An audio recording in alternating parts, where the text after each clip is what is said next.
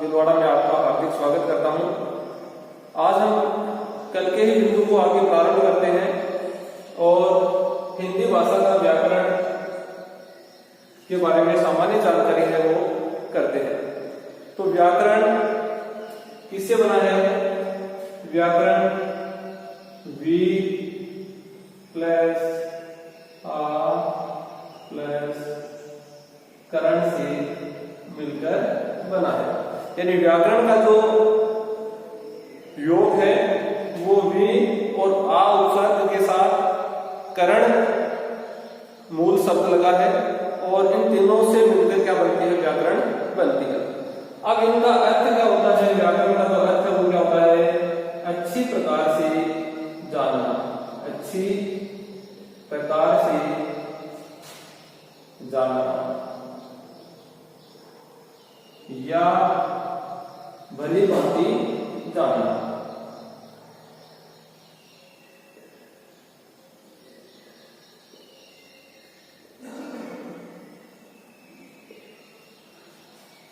यानी व्याकरण का जो अर्थ है वो क्या है?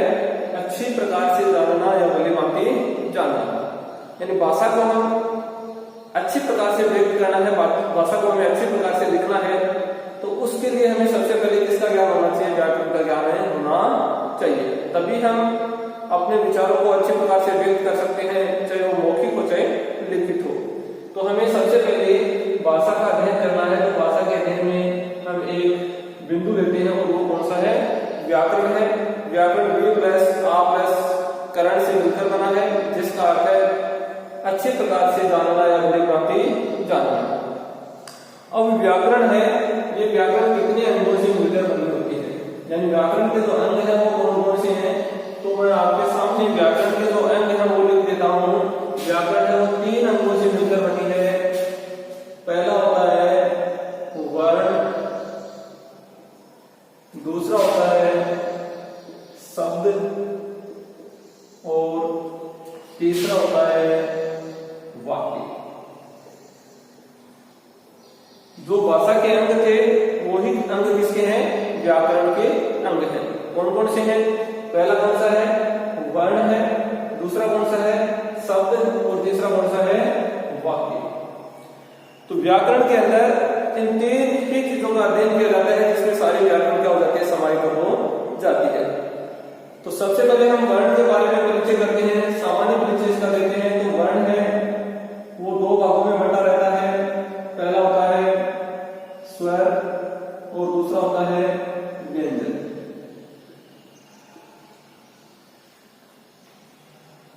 तो वर्ण को कितने भागों में बांट दिया भाई? 2 भागों में बांट दिया। पहला कौन सा है? स्वर और दूसरा कौन सा है? व्यंजन। स्वर किसे कहते हैं? वे ध्वनियां जिनको उच्चारित करने के लिए हमारे मुंह की अवयवों की सहायता की आवश्यकता नहीं होती है, वे क्या कहलाते हैं? स्वर कहलाते हैं। यानी इन्हें किसी की सहायता की आवश्यकता नहीं होती है, हम अपने स्वर तंत्रियों के माध्यम से इनको स्वतंत्र रूप से बाहर निकाल सकते हैं। लेकिन जब व्यंजन है तो व्यंजन को अपने मुंह से बाहर निकालना है तो किसी न किसी स्वर तंत्र की अपने को सहायता लेनी होती है। यानी ये व्यंजन है, ये किस पर आश्रित होते हैं? स्वर पे आश्रित होते हैं। व्यंजन का उच्चारण करना है तो उसके पहले हमें किसकी सहायता लेनी पड़ेगी? स्वर की सहायता लेनी पड़ेगी। इसके बाद हम शब्द के बारे में चर्चा करते हैं। तो शब्द है वो कई प्रकार से मिलकर बनते हैं। तो सबसे पहले तो वर्गीकरण करते हैं, शब्द का वर्गीकरण करते हैं। तो नंबर 1 पे आता है आपका उत्पत्ति या स्रोत के आधार पर। उत्पत्ति या स्रोत के आधार पर, यानी शब्द का जब हम वर्गीकरण करते हैं तो सबसे पहला जो वर्गीकरण है वो किसके आधार पर करते हैं? उत्पत्ति या स्रोत के आधार पर करते हैं। उसके बाद नंबर 2 पर हम इसका वर्गीकरण करेंगे किसके आधार पर? व्युत्पत्ति के आधार पर। यानी शब्द का जो दूसरा वर्गीकरण है वो किसके आधार पर है? व्युत्पत्ति के आधार पर। और इसे ही हम रचना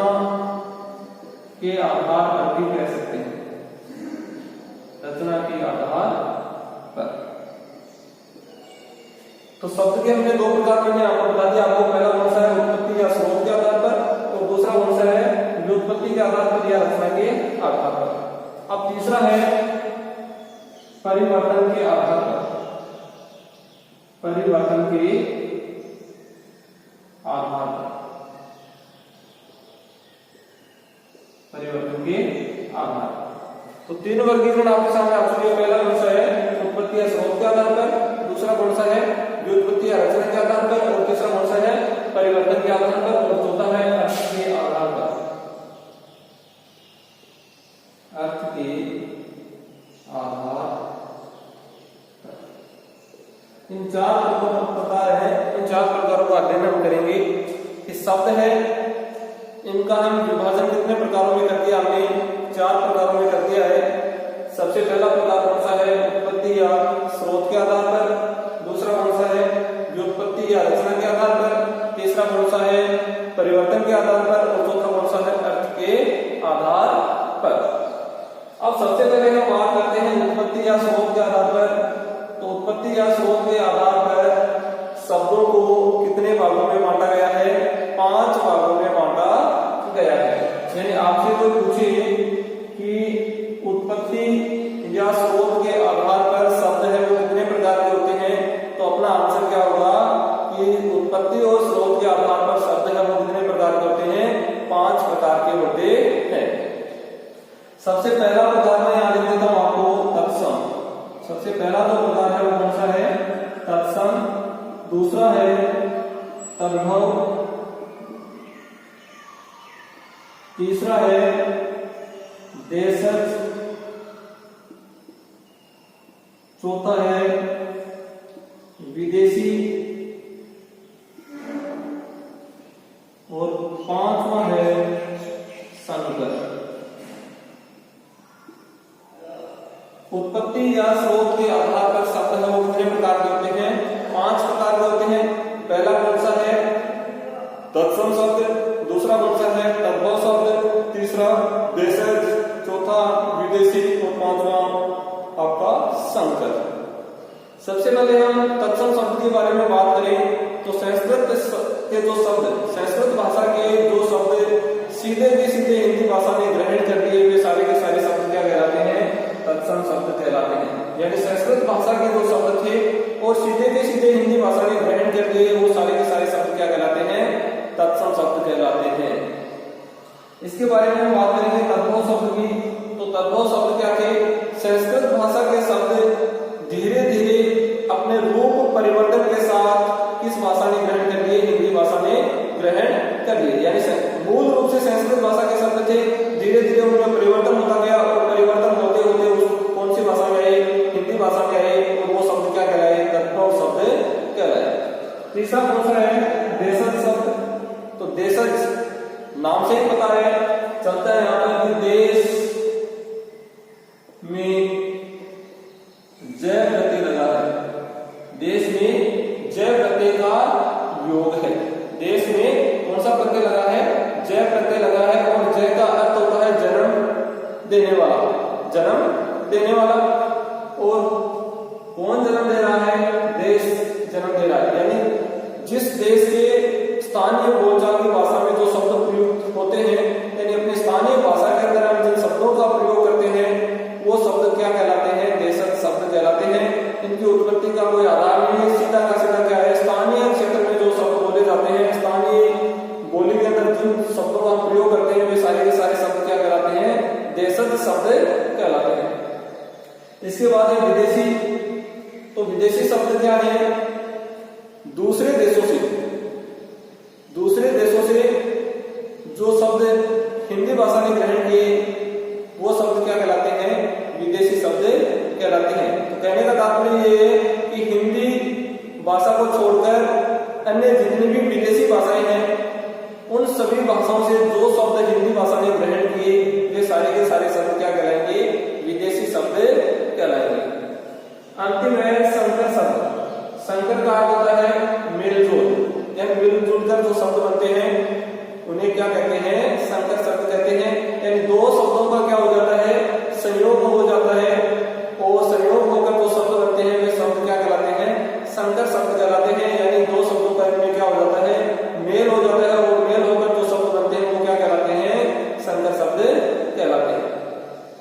इसके बाद हम उत्पत्ति या रचना के आधार पर बातें करेंगे कि शब्द है वो कितने प्रकार के होते हैं। तो उत्पत्ति और रचना के आधार पर शब्द है वो 3 प्रकार के होते हैं। कितने प्रकार के होते हैं? 3 प्रकार के होते हैं। पहला जो शब्द होता है वो होता है रूढ़ शब्द, रूढ़ शब्द। नंबर 2 पे आता है यौगिक, यौगिक।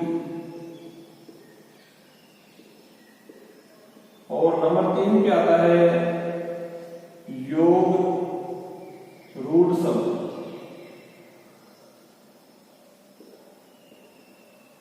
योग रूढ़ शब्द। तो उत्पत्ति या रचना के आधार पर हमसे पूछे कि शब्द कितने प्रकार के होते हैं, तो शब्द होते हैं 3 प्रकार के। पहला है रूढ़ शब्द, दूसरा है यौगिक शब्द और तीसरा है योग रूढ़ शब्द। अब रूढ़ शब्द क्या होते हैं? यानी वे शब्द जो अपना प्रचलित अर्थ देते हैं, वे शब्द जो अपना प्रचलित अर्थ देते हैं लेकिन उनका विभाजन संभव नहीं है।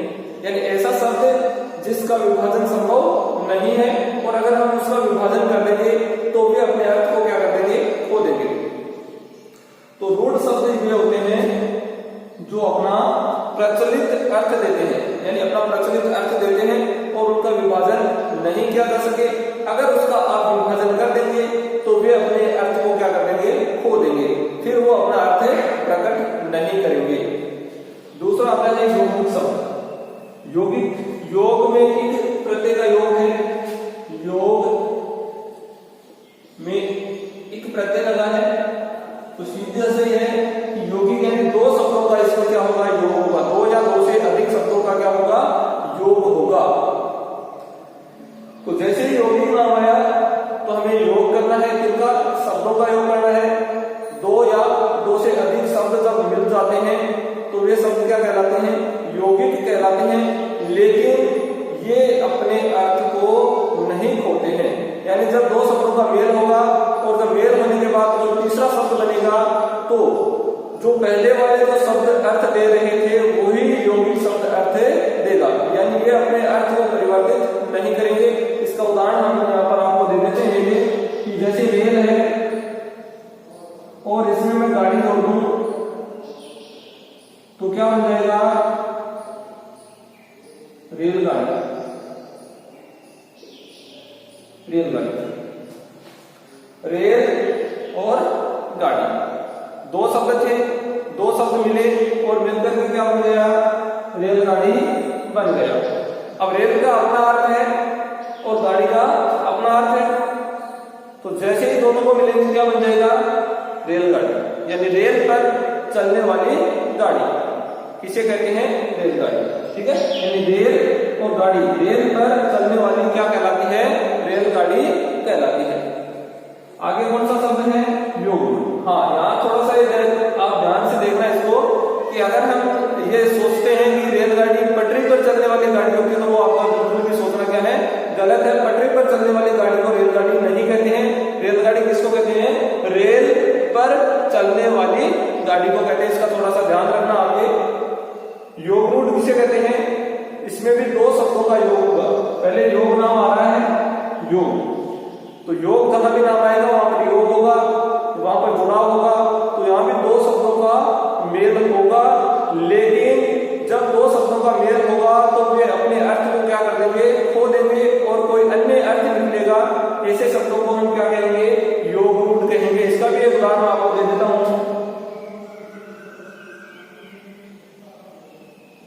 10 प्लस आनंद और मिलकर बनेगा दशानन, दशानन। ठीक है, तो योग रूढ़ ये शब्द होते हैं जो 2 शब्दों के योग से बनते हैं, लेकिन जैसे ही 2 शब्दों का योग होगा जो 2 शब्द थे वे अपने अर्थ को क्या कर देंगे? खो देंगे और कोई अन्य अर्थ क्या कर देंगे? प्रकट कर देंगे। ऐसे शब्दों को हम क्या कहेंगे? योग रूढ़ शब्द कहेंगे। जैसे यहाँ पर 10 है तो 10 का अर्थ सीधा सा ये 10 संख्या है और आनंद का अर्थ होगा मुख। आनंद का अर्थ होता है मुख। ठीक है, तो 10 आनंद मुख, तो इसका अर्थ क्या होना चाहिए? 10 मुख। लेकिन जैसे हम दशानन बनाएंगे तो दशानन किसी का पर्याय बन जाता है 10 आनंद। वह जिसके 10 आनन हैं और ऐसे कौन है? रावण। तो देखो यहां पर शुरू के जो 2 शब्द थे 10 और आनन, 10 मुख, इन्होंने अपने अर्थ को क्या कर दिया? खो दिया और खोकर अन्य ही अर्थ प्रकट करने लगे और वो कौन सा है? रावण। ठीक है, तो आपको तीनों शब्दों को यहां पर ध्यान से समझना है। रूढ़ शब्द वे होते हैं जो अपना प्रचलित अर्थ देते हैं और अर्थ देने के बाद अगर आप इनका विभाजन करना चाहोगे तो वे अपने अर्थ को क्या कर देंगे? खो देंगे। तो कहने का तात्पर्य ये हुआ कि रूढ़ शब्द वे होते हैं जो अपना स्वतंत्र अर्थ देते हैं, इनका विभाजन संभव नहीं है। अगर विभाजन कर दिया तो ये अपने अर्थ को क्या करेंगे? खो देंगे। यौगिक शब्द वे होते हैं जो 2 शब्दों के मेल से बनते हैं और जब 2 शब्दों का मेल किया जाएगा तो वे अपने अर्थ को खोते नहीं है। ये ध्यान रखना यहाँ पर, तो नीचे वाले में इसका उल्टा हो जाएगा, यौगिक में इसका उल्टा है, यानी यहाँ पर 2 शब्दों का मेल हो रहा है और मेल होने के बाद में ये अपने अर्थ को नहीं खो रहे हैं, तो वैसे शब्द क्या कहलाएंगे? यौगिक शब्द कहलाएंगे। और योगरूढ़ शब्द कौन से होते हैं? वे शब्द जो 2 शब्दों के मेल से बनते हैं परंतु जब उनका मेल होता है तो ये अपने प्रचलित अर्थ को क्या कर देते हैं? खो देते हैं और अन्य ही कोई अर्थ देने लग जाते हैं। और जितने भी अपने बहुव्रीहि समास के अंदर हम पढ़ेंगे, बहुव्रीहि समास के जितने भी सारे उदाहरण हैं वो सारे के सारे उदाहरण किसमें आ जाएंगे? योगरूढ़ में आ जाएंगे, यानी पर्यायवाची शब्द जितने भी होंगे वो किसमें आएंगे? योगरूढ़ शब्द में आएंगे। अब आगे हम परिवर्तन के आधार पर पढ़ते हैं। तो परिवर्तन के आधार पर है वो शब्द 2 प्रकार के होते हैं। परिवर्तन के आधार पर शब्द कितने प्रकार के होते हैं? 2 आधार होते हैं इनके। पहला होता है विकार के आधार पर, विकार के आधार पर, और दूसरा होता है विकारी। पहला शब्द कौन सा है? विकारी है, और दूसरा कौन सा है? अविकारी शब्द। अविकारी शब्द यानी परिवर्तन के आधार पर शब्द कितने प्रकार के हुए? 2 प्रकार के हुए। पहला कौन सा है? विकारी शब्द, और दूसरा कौन सा है? अविकारी शब्द। अब विकारी शब्द क्या होते हैं? वे शब्द जिनमें लिंग, वचन, काल, कारक, लिंग, वचन, काल और कारक, ये 4 है। लिंग, वचन, काल, कारक के आधार पर जिनमें परिवर्तन हो जाता है ऐसे शब्द क्या कहलाते हैं? विकारी शब्द कहलाते हैं। और ऐसे शब्द जिनमें लिंग, वचन, काल, कारक के आधार पर परिवर्तन नहीं होता है ये सारे के सारे शब्द क्या कहलाते हैं? अविकारी शब्द कहलाते हैं। तो अपने को परिवर्तन के आधार पर जब शब्द मुझे कितने प्रकार के होते हैं तो अपना आंसर क्या होना चाहिए? 2 होना चाहिए। पहला विकारी शब्द और दूसरा अविकारी शब्द। अब विकारी शब्द किसे कहते हैं ये भी अपने को पता होना चाहिए कि विकारी शब्द ये होते हैं जिनमें लिंग, वचन, काल, कारक के आधार पर परिवर्तन हो जाता है ऐसे शब्द क्या करेंगे? विकारी शब्द करेंगे। और वे शब्द जिनमें लिंग, वचन, काल, कारक के आधार पर परिवर्तन नहीं होता है वे शब्द क्या करेंगे? अविकारी शब्द। अब विकारी शब्द में कौन कौन से आएंगे? तो विकारी शब्द में आपके संज्ञा, सर्वनाम, क्रिया और विशेषण। संज्ञा, सर्वनाम, क्रिया और विशेषण, ये 4 आएंगे आपके यहाँ पर जिन्हें हम क्या कहेंगे? विकारी शब्द कहेंगे। संज्ञा, सर्वनाम, क्रिया और विशेषण, इनमें लिंग, वचन, काल, कारक के आधार पर क्या हो जाता है? परिवर्तन हो जाता है। तो अविकारी शब्द कौन से होते हैं? तो अविकारी शब्द में आते हैं आपके क्रिया विशेषण,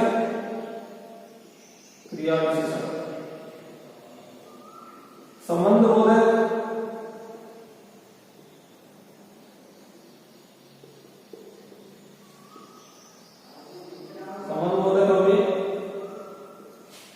समुच्चय बोधक हो गए,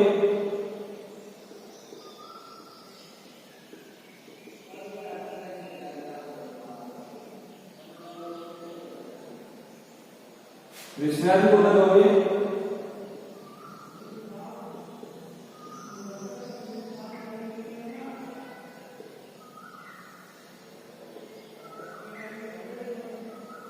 और निपात को भी इसमें शामिल किया जाता है।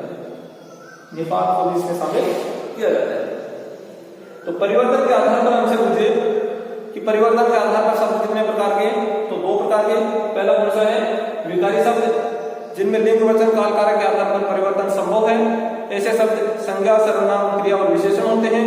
और अविकारी शब्द जिनमें लिंग वचन काल कारक के आधार पर परिवर्तन संभव नहीं है, ऐसे शब्दों में क्रिया विशेषण यानी जो क्रिया की विशेषता बताएंगे वो क्रिया विशेषण होंगे। संबंध बोधक, समुच्चय बोधक और विस्मयार्थी बोधक और अंत में निपात को भी इसमें शामिल किया जाता है। अब आगे है अर्थ के आधार पर। तो अर्थ के आधार पर शब्द है वो कई प्रकार के होते हैं, जिनमें हम मोटे मोटे तौर पर जैसे विलोम शब्द है, विलोम है, पर्याय है, पर्यायवाची, वाक्यांश के लिए एक शब्द, वाक्यांश के लिए एक शब्द, समानार्थी शब्द, समानार्थी, एकार्थी, इन शब्दों का उपयोग हम यहां पर करते हैं। यानी अर्थ के आधार पर जब हम देखेंगे तो विलोम शब्द भी इसमें शामिल हो सकते हैं। कोई भी नया शब्द बनाना है तो विलोम का हम सहायता ले सकते हैं, विलोम शब्द की सहायता ले सकते हैं नए शब्द का निर्माण करने में। पर्यायवाची का भी सहायता ले सकते हैं। वाक्यांश यानी कोई बड़ा वाक्य है उसको हम सीमित कर देते हैं, वाक्यांश को एक ही शब्द में बोल देते हैं। समानार्थी यानी समान अर्थ प्रकट करने वाले होते हैं। और एकार्थी जिन शब्दों का एक ही अर्थ होता है वे क्या कहलाते हैं, एकार्थी। तो एक बार इनका दोबारा से दोहरान कर देते हैं कि जो हिंदी भाषा का व्याकरण है वो 3 भागों में बंटा हुआ है। पहला कौन सा है, वर्ण, दूसरा कौन सा है, शब्द, और तीसरा कौन सा है, वाक्य। अब वर्ण में क्या होगा, स्वर और व्यंजन का अध्ययन किया जाएगा, जो हम आगे वाली कक्षा में कर लेंगे। स्वर और व्यंजन का अध्ययन, फिर शब्द का अध्ययन करेंगे। शब्द के अध्ययन में सारी चीजें आ जाती है, व्याकरण में जितनी भी मोटी मोटी चीजें वो सारी आ जाती है। उत्पत्ति या स्रोत के आधार पर शब्द कितने प्रकार के, 5 प्रकार के। तत्सम शब्द कौन से होते हैं, वे शब्द जो संस्कृत भाषा से सीधे हिंदी भाषा के ग्रहण करेंगे। तद्भव वे शब्द जो संस्कृत भाषा के थे और धीरे धीरे रूप परिवर्तन के साथ हिंदी भाषा के ग्रहण करेंगे। तद्भव देशज जो स्थान विशेष या क्षेत्र विशेष के अंदर उत्पन्न हुए हैं वे शब्द देशज। विदेशी यानी हिंदी भाषा को छोड़कर अन्य विदेशी भाषा से यानी अन्य विदेशी जो भाषा है उनसे ग्रहण किए वो विदेशी शब्द। और संकर यानी 2 शब्दों के मेल से 2 शब्द बने हैं वो संकर शब्द। व्युत्पत्ति या रचना के आधार पर शब्द है वो कितने प्रकार के बताए, 3 प्रकार के बताए। पहला कौन सा, रूढ़ शब्द, दूसरा कौन सा, यौगिक शब्द, और तीसरा कौन सा, योगरूढ़ शब्द। रूढ़ शब्द ये होते हैं जो अपना प्रचलित अर्थ देते हैं और अगर उनका विभाजन आप कर देते हैं तो ये अपने अर्थ को खो देते हैं। तो कहने का तात्पर्य इसमें ये है कि जो रूढ़ शब्द है वो ये होते हैं जिनका अपना एक निश्चित अर्थ होता है और ये अपना विभाजन नहीं होने देते। और जैसे आप इनका विभाजन करते हैं तो क्या हो जाता है, इनका अर्थ समाप्त हो जाता है। यौगिक 2 शब्दों के मेल से बनते हैं और अपने अर्थ को बनाए रखते हैं। ये ध्यान रखना है यहाँ पर, यौगिक शब्द वे होते हैं जो 2 शब्दों के मेल से बनते हैं और अपने अर्थ को बनाए रखते हैं। योगरूढ़ शब्द ये भी 2 शब्दों के मेल से बनते हैं, 2 शब्दों के मेल से बनते हैं, परंतु जब 2 शब्दों का मेल होगा तो दोनों शब्द हैं वो अपने अर्थ को क्या कर देंगे, खो देंगे और नया ही कोई अर्थ है वो निकलेगा, जिसके उदाहरण हम पर्यायवाची शब्द और बहुव्रीहि समास में लेते हैं। परिवर्तन के आधार पर शब्द है वो 2 प्रकार के हैं, विकारी शब्द और अविकारी शब्द। विकारी शब्द वे होते हैं जिनमें लिंग वचन काल कारक का प्रभाव पड़ता है और वे अपने रूप को बदल लेते हैं। ऐसे में संज्ञा सर्वनाम क्रिया और विशेषण आते हैं। अविकारी शब्द वे होते हैं जिन पर लिंग वचन काल कारक का कोई प्रभाव नहीं पड़ता है और ऐसे 5 शब्द हैं, क्रिया विशेषण, संबंध बोधक अव्यय, समुच्चय बोधक अव्यय, क्रिया विस्मयार्थी बोधक अव्यय और निपात। इसके बाद हम अर्थ के आधार पर लेते हैं तो अर्थ के आधार पर विलोम शब्द आ जाते हैं, पर्यायवाची शब्द है, वाक्यांश के लिए एक शब्द है, एकार्थी शब्द है, समानार्थी शब्द है। ये सारे के सारे किसमें शामिल कर लिए जाते हैं, अर्थ के आधार पर शब्द में शामिल कर लिए जाते हैं। और अंत में आगे बचता है वाक्य। तो वाक्य एक तो रचना के आधार पर होता है और एक अर्थ के आधार पर होता है। वाक्य को 2 भागों में बांटा गया है, एक रचना के आधार पर और एक अर्थ के आधार पर। ठीक है, तो रचना के आधार पर वाक्य कितने प्रकार के होते हैं? 3 प्रकार के होते हैं। और अर्थ के आधार पर वाक्य कितने प्रकार के होते हैं? 8 प्रकार के होते हैं। तो आज हम हिंदी भाषा का जो सामान्य परिचय, आपका व्याकरण का जो सामान्य परिचय उनका हमने अध्ययन किया यहाँ पर कि हिंदी भाषा का जो व्याकरण है वो कितने पार्ट में बंटा हुआ है? 3 पार्टों में बंटा हुआ है। पहला वर्ण, दूसरा शब्द और तीसरा वाक्य।